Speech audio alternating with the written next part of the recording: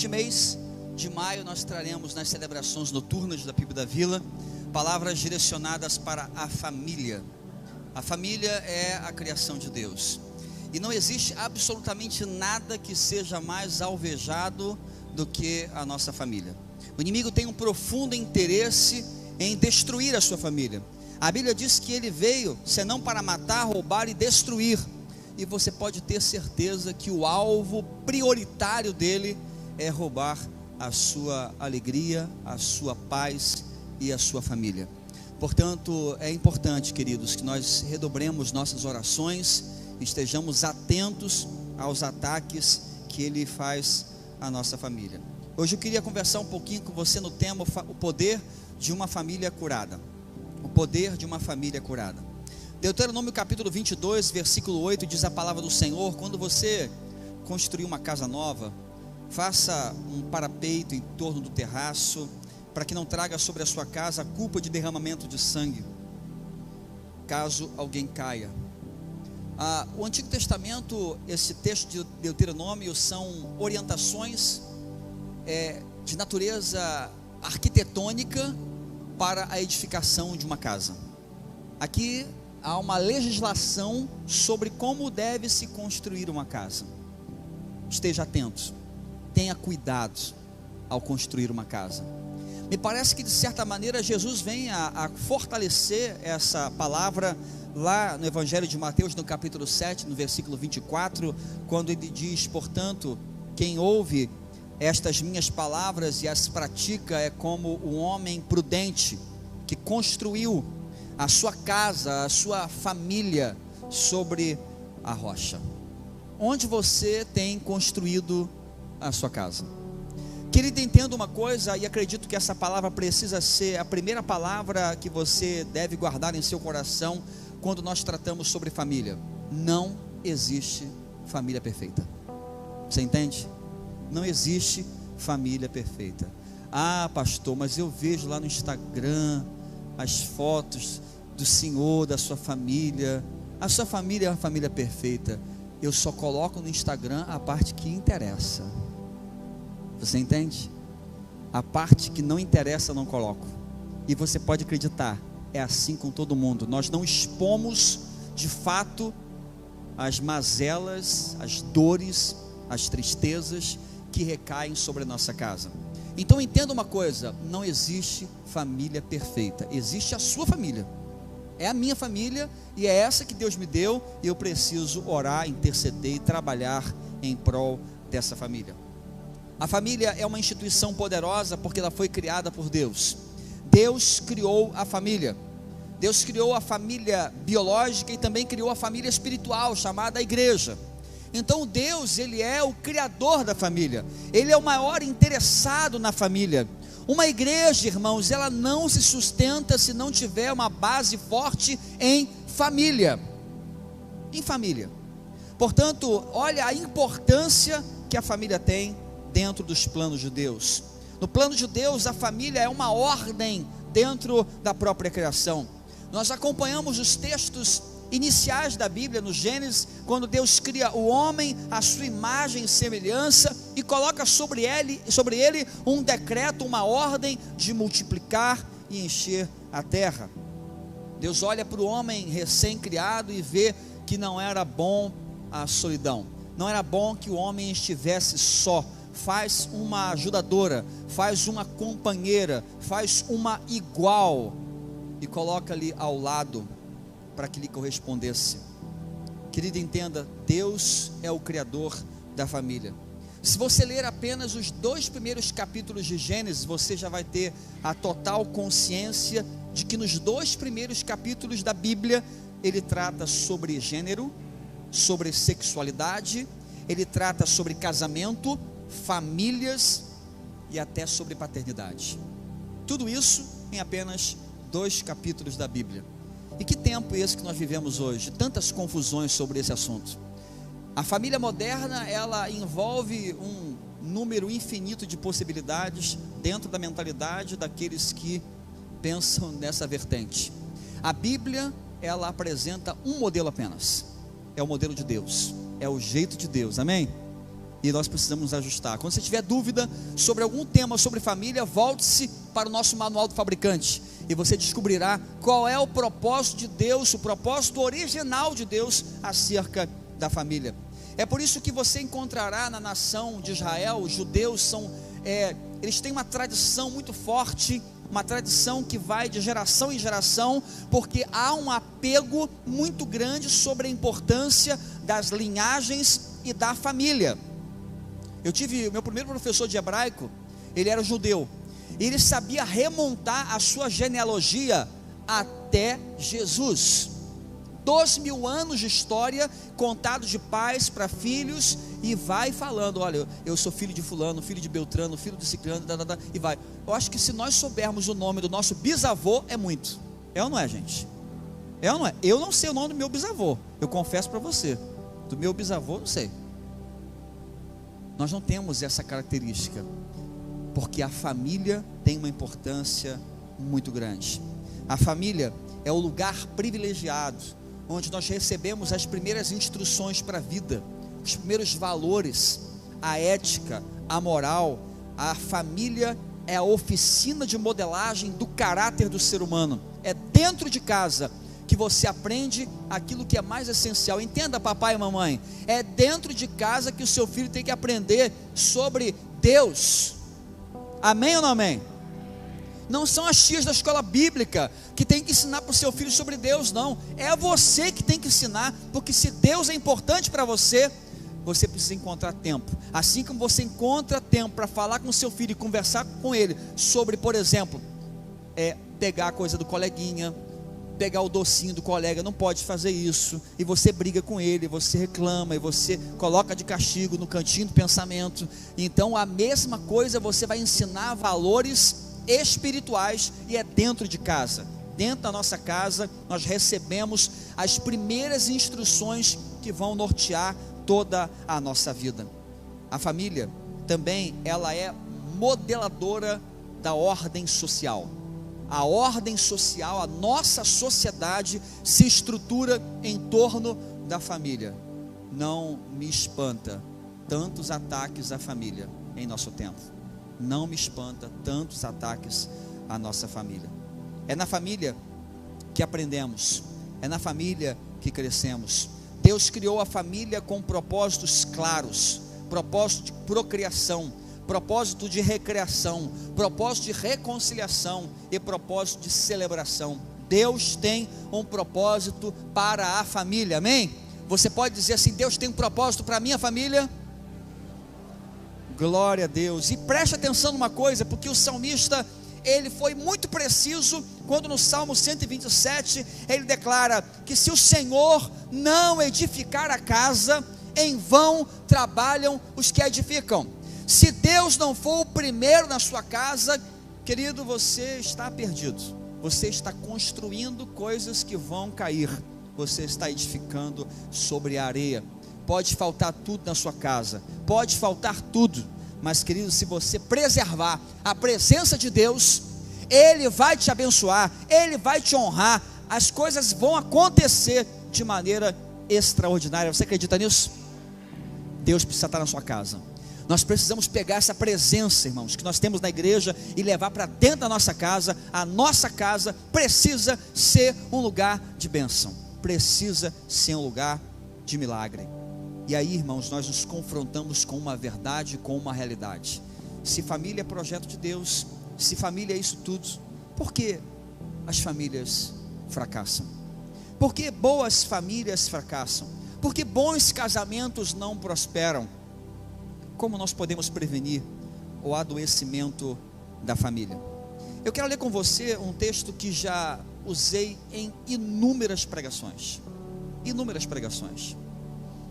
Mas esta semana abriu os meus olhos sobre um outro prisma, sobre uma outra perspectiva. Lucas capítulo 15, versículo 11 a 32 é o texto que narra aquela história do filho pródigo. O filho pródigo pediu parte dos bens. Você conhece bem a história, não conhece? Foi para uma terra distante, viveu de maneira irresponsável, depois ele cai em si, volta para a casa do pai, o pai recebe de braços abertos, faz festa, e aquela toda história. E é interessante porque essa narrativa é uma narrativa que nós olhamos, nós lemos, nos identificamos com o filho pródigo, é verdade, mas também ficamos maravilhados com o amor desse pai, com um pai que acolhe, com um pai amoroso. Então eu queria convidar você a olhar este texto sobre uma outra ótica. Não vamos olhar sobre a perspectiva do filho pródigo, porque parece uma mentalidade de escassez, uma mentalidade que foca no que é ruim. Vamos olhar o que há de bom.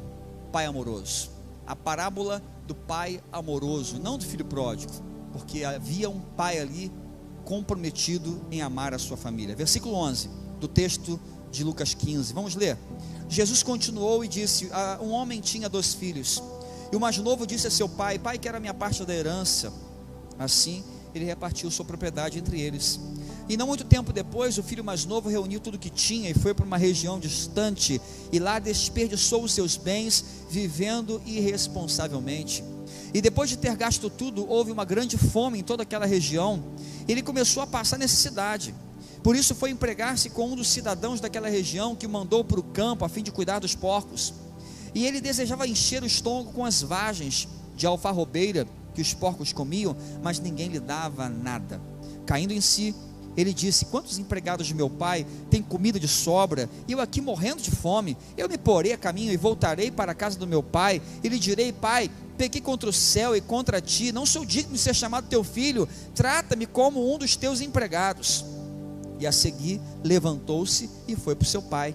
Estando ainda longe, seu pai o viu, e cheio de compaixão correu para o seu filho, abraçou, beijou, e o filho lhe disse: pai, pequei contra o céu, contra ti, não sou mais digno de ser chamado teu filho.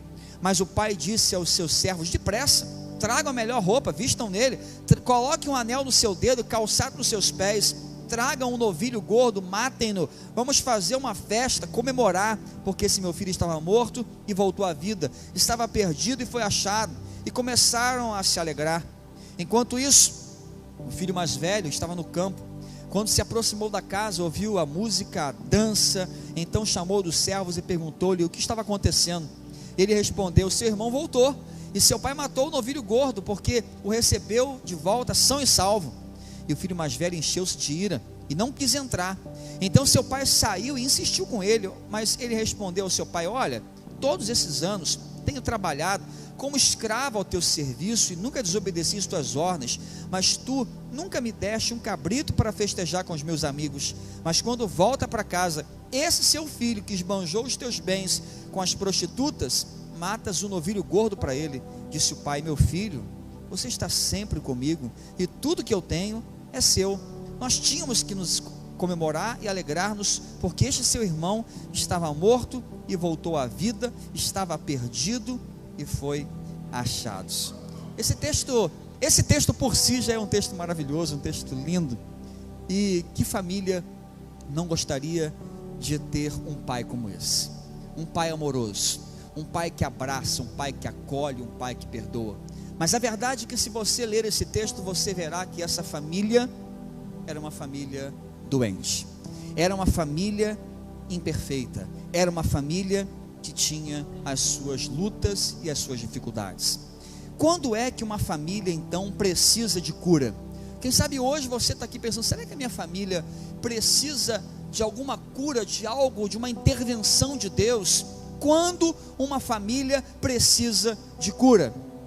E nesse texto eu pude perceber alguns apontamentos para a nossa vida. E o primeiro deles é: a nossa família precisa de cura quando começamos a desejar a morte do outro. Uma família precisa de cura quando nós desejamos a morte do outro. Versículo 12 diz o texto que aquele jovem, o filho mais novo, chegou para o pai e disse: pai, eu quero a minha parte da herança. Entenda que dizer isso para o pai, ele está declarando: pai, melhor seria que o senhor tivesse morrido, que o senhor já estivesse morto, porque não precisaria fazer essa reclamação. Reclamar a herança de um pai vivo é declarar que não se importa com a vida do pai. ele precisava daqueles bens. O seu pai era um impedimento para a realização das suas aventuras, dos seus desejos, pela busca da felicidade sem responsabilidade. Uma família precisa de cura quando nós começamos a desejar a morte do outro. Quantas vezes você tem olhado para o seu cônjuge como um impedimento para ir além? Quantas vezes você tem olhado para a sua esposa ou para o seu esposo como um impedimento para viver a tão proclamada felicidade? Existem casamentos que os cônjuges fazem planos, esperando a morte do outro. Quando ele morrer, aí eu vou fazer isso. Como se a sua felicidade estivesse do outro lado da morte do seu esposo ou da sua esposa. Projetam um futuro sem o seu cônjuge. Eles projetam um futuro sem o seu marido e sem a sua esposa. Às vezes, isso é sutil, não é assim tão declarado. Às vezes nossas orações, irmãos, elas revelam o que está no nosso coração. Eu já vi oração de membro da igreja assim, sabe, não é essa declaração escancarada, dizendo, melhor seria se meu marido morresse, minha esposa já fosse para o céu, mas é aquela oração assim, que uma espiritualidade estranha, sabe? Deus, você conhece meu marido, teu servo, prepara o teu servo, Pai. Já orou assim pelo seu marido? O teu servo, ele gosta muito da tua casa, Senhor, promove ele, Pai. Raquel, você não ora para mim assim não, né? Por favor. Talvez você diga aí, pastor, mas acho que isso é extremo demais, né? Isso é extremo demais. Aqui na nossa igreja não tem isso. Talvez na igreja do lado tenha, mas aqui não. Na nossa igreja não passa pela cabeça dos senhores e das senhoras algo assim. É muito exagerado. Mas às vezes, gente, nós podemos matar o outro de maneira subjetiva. Nós matamos o outro anulando o outro. Anulando em nosso relacionamento, desconsiderando o outro, desprestigiando o outro, inferiorizando, rebaixando. Quero dizer para você que talvez essa seja a pior coisa que possa acontecer em um casamento nos dias de hoje. É você não ter ao seu lado um companheiro, um parceiro para a vida, mas alguém que se coloca acima de você, que te rebaixa, que te humilha, que anula você, que desprestigia. Entenda uma coisa: em nenhum lugar da Bíblia diz que o homem é superior à mulher. Maridos, você não se torna menos homem quando você varre o chão da sua casa.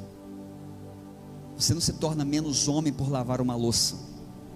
A sua masculinidade não será afetada fazendo isso. Você pode testar, eu garanto. Mulheres, vocês são perfeitas, não precisa nem falar nada para vocês. Não é verdade, gente? Amém, maridos? Amém, gente, por favor, me ajuda. Igualdade, gente. Igualdade, parceria é isso. Tem que ser parceiro. Durante algum tempo você pode até se anular, mas durante todo o tempo eu acho muito difícil que alguém consiga manter um casamento se anulando para sempre.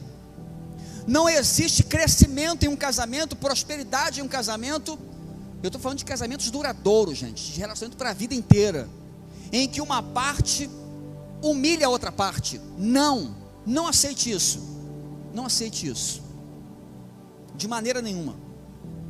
Você mata o outro, não literalmente, mas mata subjetivamente, minimizando o potencial que essa pessoa tem. Entenda, se Deus colocou no teu lado, meu irmão, é porque essa mulher é bênção para a tua vida, e Deus tem muito para usar nela, em você.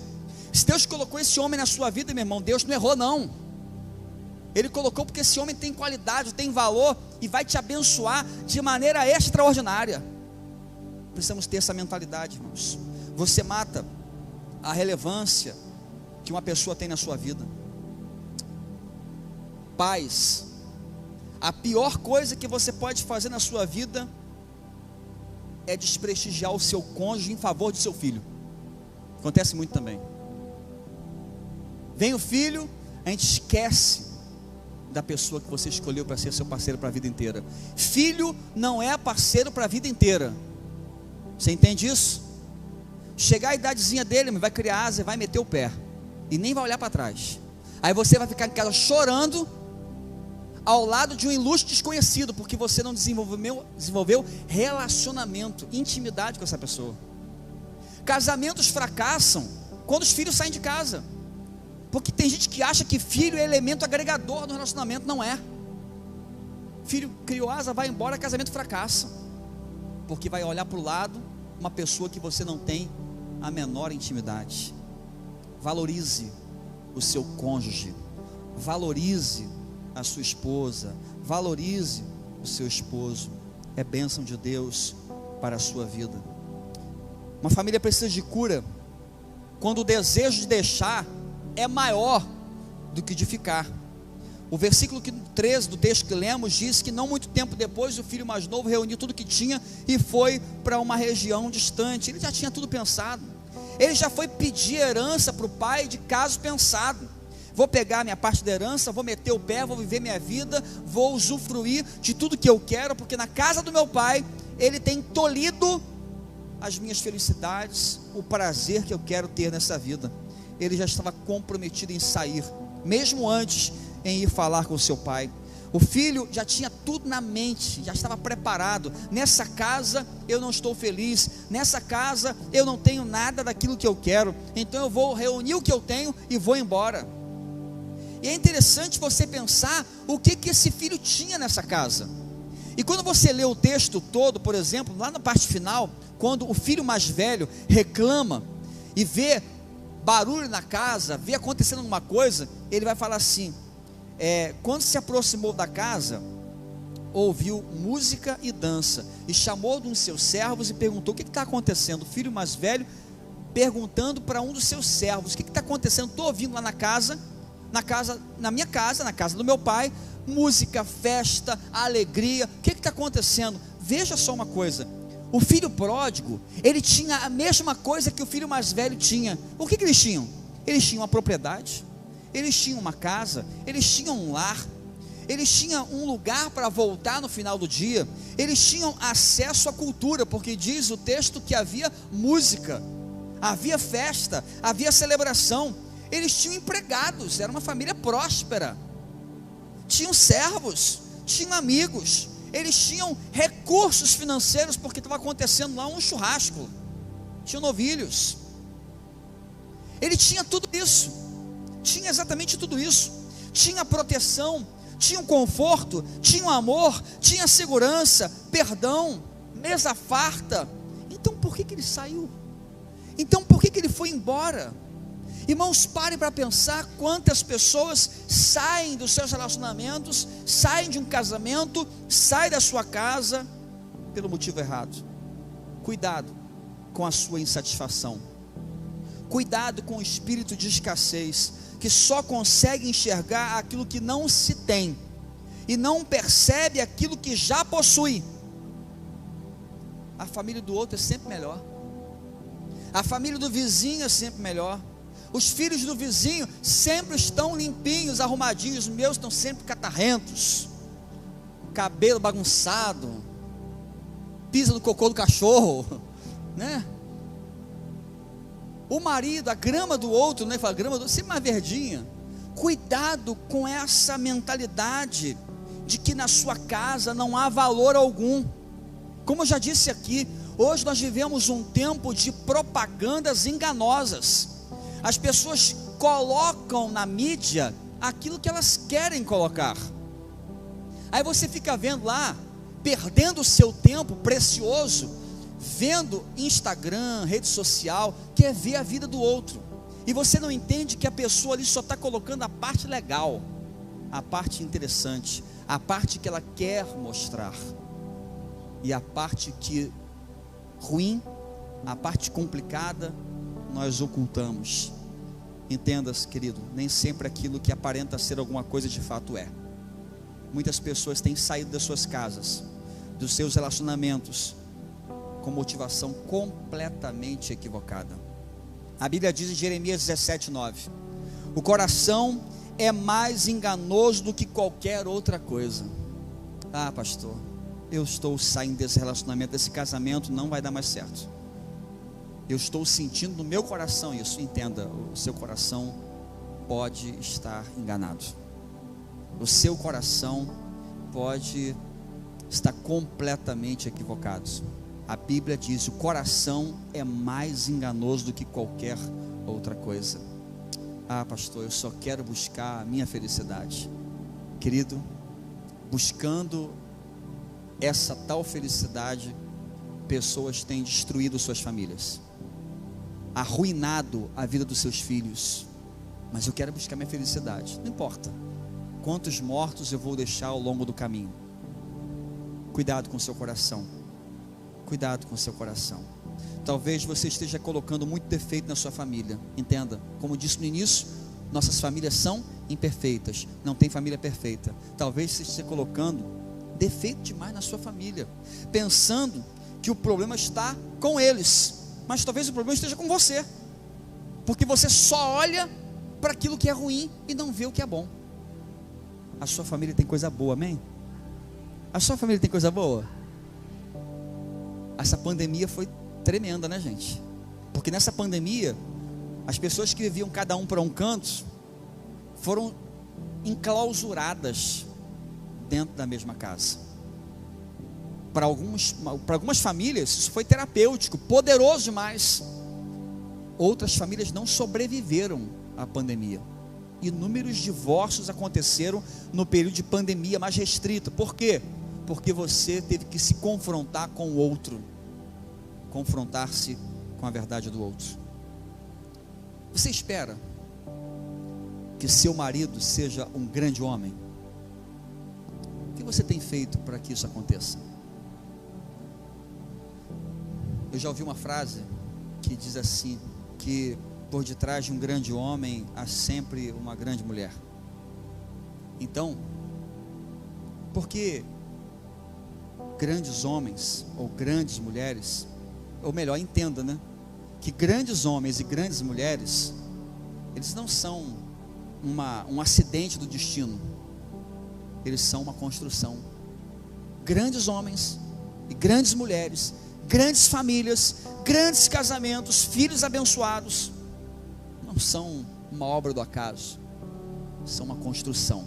O que você tem feito para que a sua família seja uma família abençoada? O que você tem feito todos os dias para que o seu casamento seja um casamento abençoado e feliz?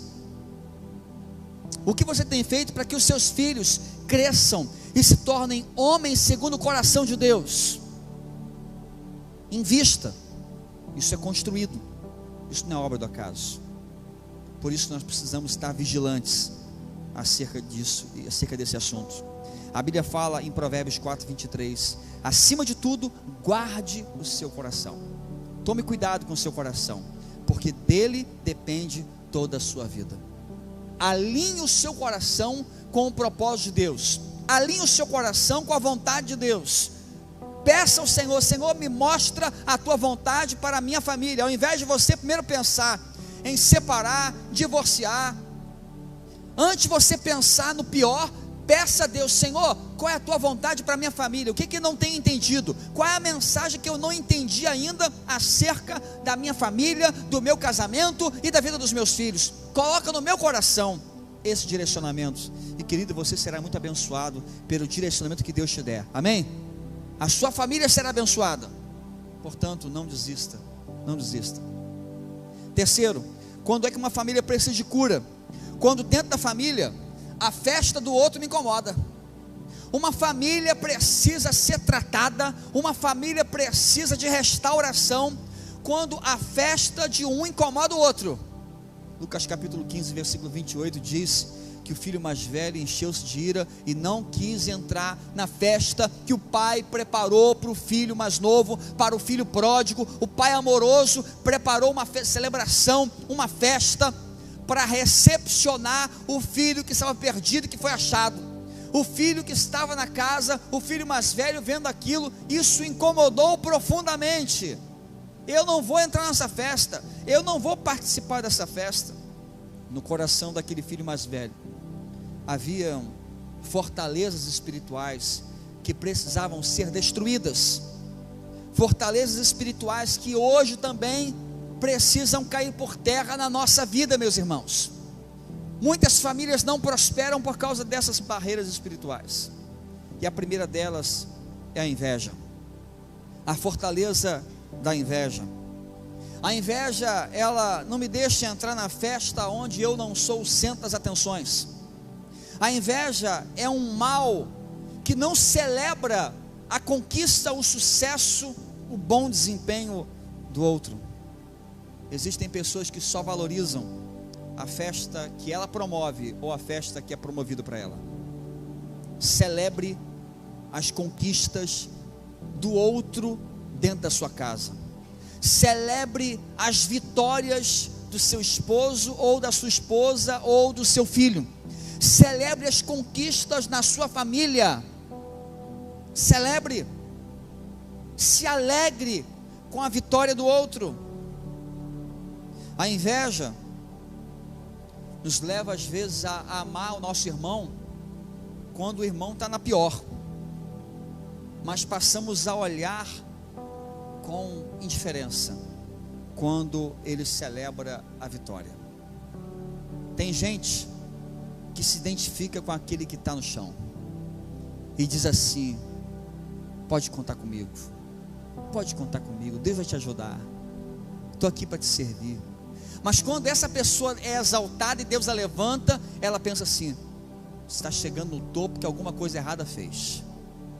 Se está colhendo fruto, porque deve ter feito um pacto com alguma coisa ruim, deve ter se associado com quem não presta, porque nós tendemos a nos identificar com aqueles que estão na pior, mas colocamos os dois pés atrás para celebrar a conquista do outro. Quando é o outro que é exaltado, quando é o outro que é abençoado, a gente considera a possibilidade de alguma coisa estar errada.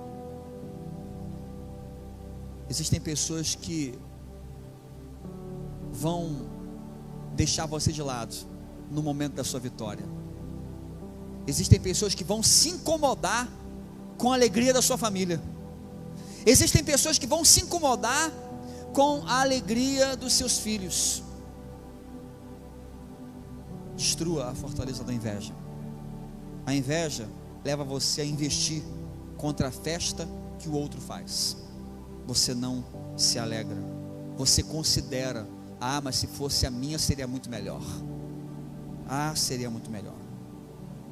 A inveja não deixa o invejoso participar da festa que Deus está promovendo. Entenda uma coisa, meu irmão, talvez você olhe para o lado aí e olhe para uma outra família e diga assim: poxa, aquela família ali foi abençoada por Deus. Não inveje, celebre. Glória a Deus pela sua vida, que Deus te abençoe, meu irmão, amém? Porque a minha vitória vai chegar também, a sua vitória vai chegar também, amém? Então se alegre com a bênção do outro, celebre a bênção do outro, porque a sua vai chegar, na hora certa, Deus vai abrir a porta para você também. Espera no Senhor, espera com paciência no Senhor. O reverendo Thomas Brooks, ele disse que a inveja tortura as afeições, incomoda a mente, inflama o sangue, corrompe o coração, devasta o espírito e assim se torna ao mesmo tempo torturadora e carrasco do homem. Existe uma outra fortaleza que precisa cair por terra na nossa vida, irmãos: a fortaleza da vingança. A fortaleza da vingança. O grande problema do irmão mais velho é que ele não queria perdoar, ele queria aproveitar aquela oportunidade para se vingar. Ele não concordava com o perdão irrestrito que o pai estava oferecendo para o seu irmão mais novo. Ele achava que era hora de fazer valer a sua autoridade, de fazer valer a sua decisão correta e se vingar. Ele não estava disposto a perdoar. E querido, entenda uma coisa, casais, entenda uma coisa: se você não perdoar, você ficará para sempre do lado de fora da festa. O perdão é indispensável em um relacionamento. Se você precisa se vingar, você precisa ser tratado, você precisa de cura, você precisa de apoio espiritual e até de apoio profissional, porque em um casamento nós não queremos nos impor sobre o outro, em um relacionamento nós não queremos nos impor sobre o outro, queremos estar juntos, vendo o crescimento um do outro. E terceira fortaleza que precisa cair por terra é da amargura. A amargura. Aquele que não perdoa faz do seu coração um poço de amargura. A amargura, o ressentimento, torna uma pessoa tóxica. Ela não celebra, ela quer estragar a festa do outro. O filho mais velho, ele lança no rosto do pai os pecados do filho que voltou, tentando provocar o encerramento daquela festa, porque não havia dignidade nele. Pessoas amarguradas, elas passam a vida reclamando do cabrito que é celebrado para o outro e não se alegra com aquilo que já tem. A amargura é a raiz que dá origem a toda a murmuração. Abandone a amargura na sua vida. Pessoas amarguradas são pessoas mal-humoradas. A amargura só trará sofrimento para a sua vida. Tem uma música de um cantor brasileiro, música popular brasileira, o nome dele é Raimundo Fagner. Acho que o pessoal da era do Lepo Lepo não tem a menor noção desses cantores do passado. Mas quem lembra do Fagner?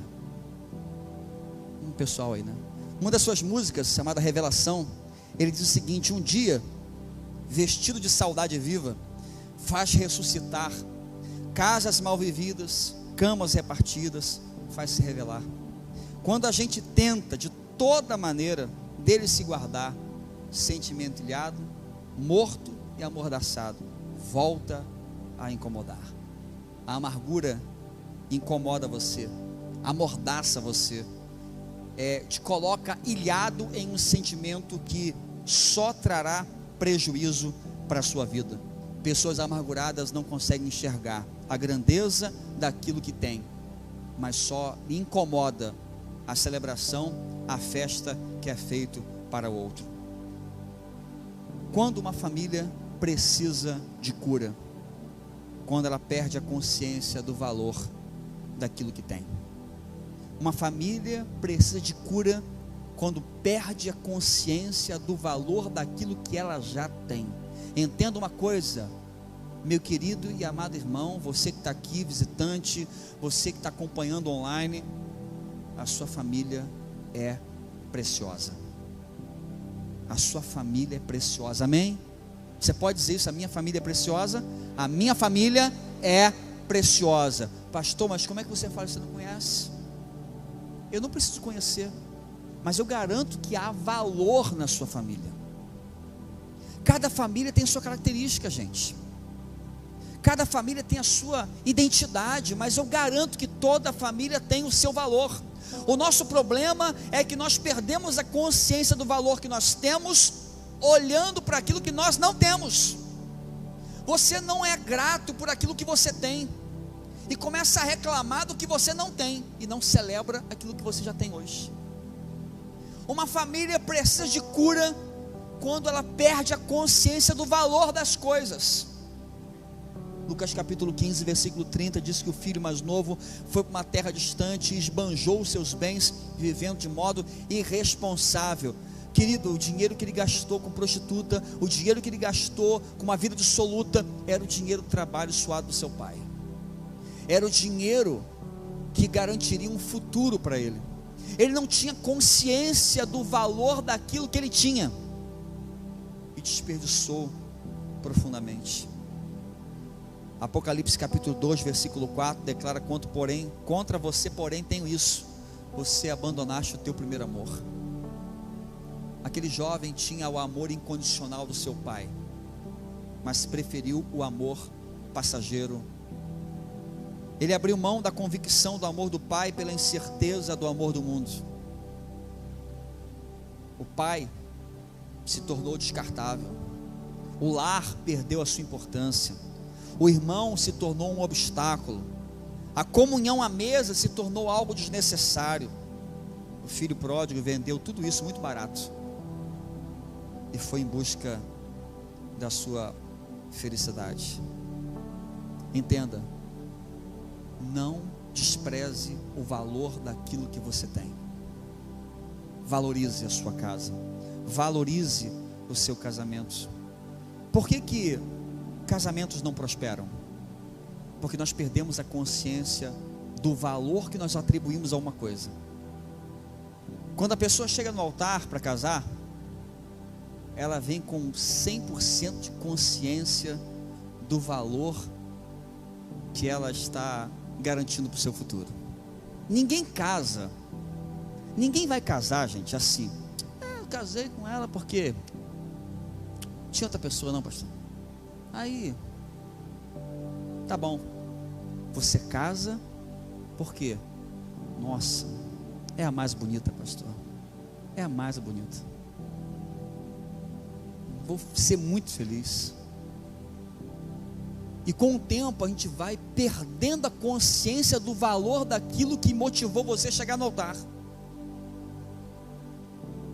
Me lembro da história de uma mulher que foi no gabinete do pastor.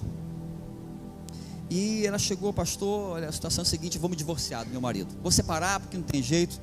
Esse homem é um crápula, ele é ignorante, ele não me trata com respeito, ele é isso, ele é aquilo, falou tudo de ruim que ela pôde falar do marido. Ela falou, olha, vascaíno, e foi só jogando água abaixo, só coisa ruim do marido. Você vê que ele era de pior natureza, né? Então, falou tudo lá. Aí chegou, o pastor estava olhando, ela falava aquilo tudo do marido.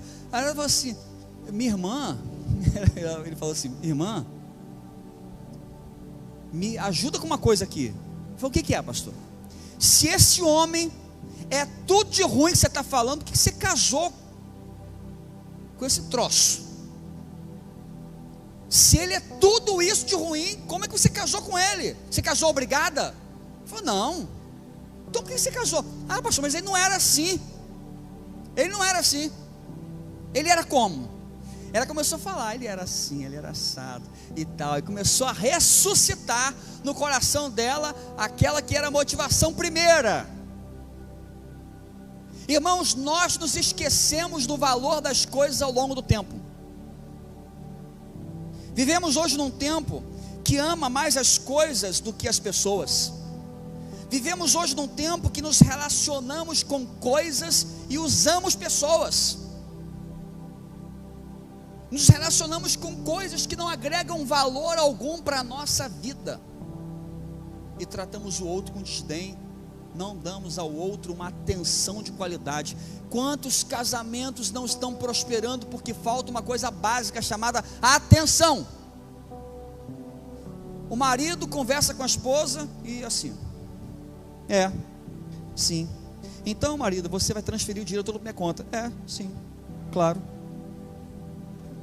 Vai que cola. Porque não dá atenção de qualidade.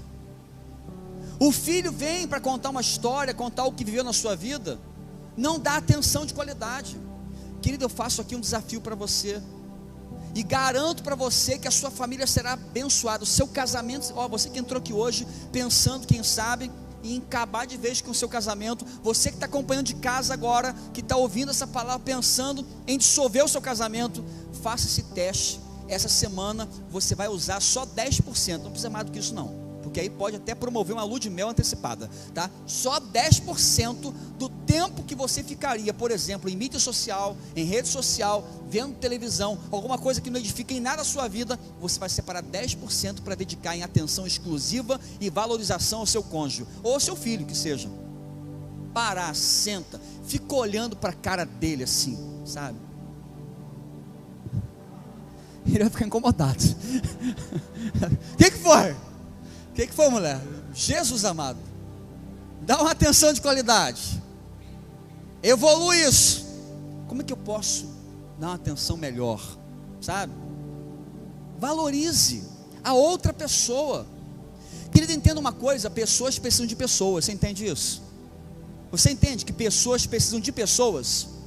Você não precisa de coisa não, isso aqui você sobrevive sem isso aqui. Nós precisamos de pessoas. Não há nada, olha só, não há nada mais significativo da vida do que pessoas. Você nasce nesse mundo recebido por pessoas, e você parte desse mundo com pessoas do lado. Nós precisamos de pessoas o tempo inteiro. Então, hoje, as pessoas estão tão voltadas para essas coisas que perdem o tempo de qualidade. Ofereça um tempo de qualidade para a pessoa que você ama, amém? Faça o teste, depois fala comigo. Se semana que vem você não vier aqui e colocar a foto, você está viajando com seu esposo para algum lugar, eu vou entender perfeitamente que você obedeceu, que você entendeu o recado. E quando que a cura acontece? A cura acontece, irmãos, quando existe uma cura na nossa identidade. O filho pródigo, ele diz o texto que lá no lamaçal do pecado, na pior circunstância, ele caiu em si, ele reconheceu o seu pecado e ele buscou então retornar à sua identidade. Ah, quantos servos do meu pai têm abundância, eu aqui passando dificuldade, voltarei, eu vou voltar para casa do meu pai. Ele reconheceu a sua escolha errada, ele reconheceu a sua decisão equivocada. Querido, você quer salvar o seu casamento, quer abençoar a sua família, reconheça os seus erros. Reconheça, seja o primeiro a reconhecer, não espere a outra parte se manifestar, faça você, comece você. Olha, eu quero dizer que eu errei, tá? Eu fiz isso assim, errado, e ó, vim aqui para te pedir o teu perdão, mas não coloca uma vírgula, pontinho, para dar assim, e você, fala aí você também, não faça isso, não venha impelir o outro a fazer o mesmo, deixa Deus trabalhar no coração, faça a sua parte, peça perdão, amém, glória a Deus. Ele precisou cair em si. A cura acontece, irmãos, quando existe a cura da vergonha, quando nós superamos a vergonha de ter tomado uma decisão equivocada, a vergonha de ter se equivocado, a vergonha de dizer o que sente. O filho mais velho, ele expurgou de dentro dele todo aquele ranço de inveja, de amargura, de ressentimento, quando se encontrou com o pai. E falou tudo, ele falou, olha Senhor, pai, você nunca fez festa para mim, é assim, assado. Ele falou de tudo, ele colocou para fora. Ele não se intimidou, ele superou a vergonha para dizer a verdade daquilo que estava dentro do seu coração. Será que você, pai, mãe, sabe o que está acontecendo no coração do seu filho hoje? Você já abriu o seu coração para o seu filho, para que ele sinta um espaço, um terreno propício para que faça o mesmo? Será, irmãos, que por detrás do silêncio dos nossos filhos não haja um estado de angústia, uma dor na alma, uma pessoa que precisa de amor e de cura? A cura acontece quando existe também a tomada de responsabilidade, irmãos. Alguém tem que assumir a responsabilidade. Alguém tem que se colocar na brecha e falar assim, ó, na minha casa não, na minha família não aceito isso, na minha família, Satanás, você não vai entrar, em nome de Jesus, vai cair por terra toda obra do mal na sua casa, em nome de Jesus, amém?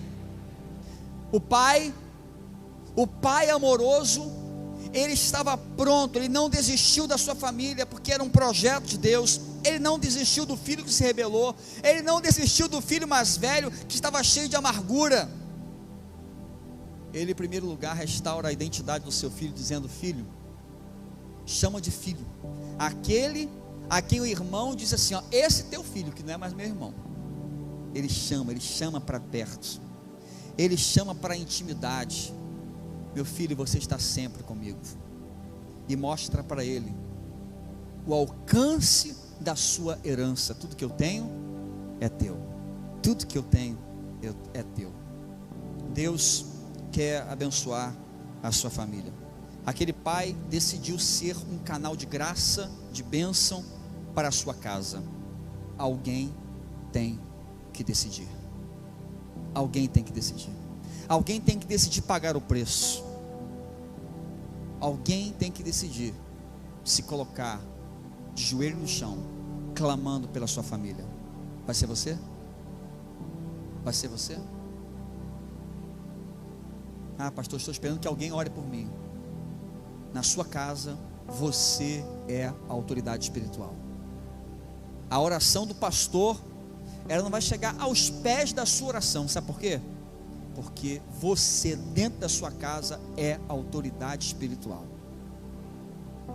Chegou o tempo, irmãos, de nós pararmos de projetar responsabilidade. A culpa é do outro, a culpa é da circunstância, a culpa é disso, a culpa é da crise econômica.